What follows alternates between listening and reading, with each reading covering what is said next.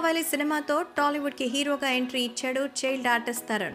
Child ఆర్టిస్ట్గా ఆదిత్య 369 ఇంకా ఎన్నో సినిమాల్లో లిటిల్ మాస్టర్ తరుణ్గా మంచి పేరు తెచ్చుకున్నాడు. కేవలం తెలుగులోనే కాదు, తమిళ్, హిందీలో కూడా చైల్డ్ ఆర్టిస్ట్గా చేశారు తరుణ్.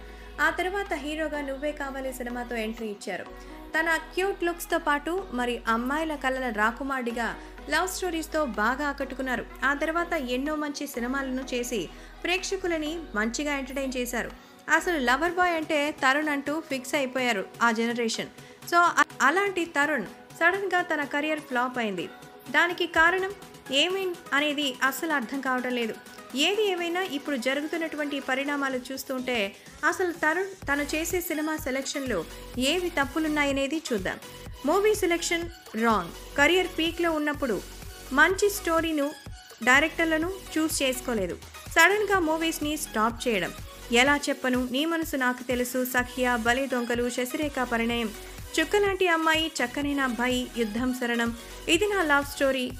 ఈ ఫ్లాప్ స్టోరీని సెలెక్ట్ చేసుకోవడమే.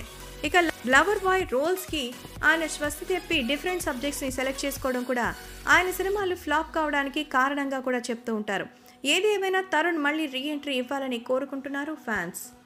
మా వీడియోస్ మీకు నచ్చినట్లయితే లైక్, షేర్, సబ్స్క్రైబ్ చేయండి.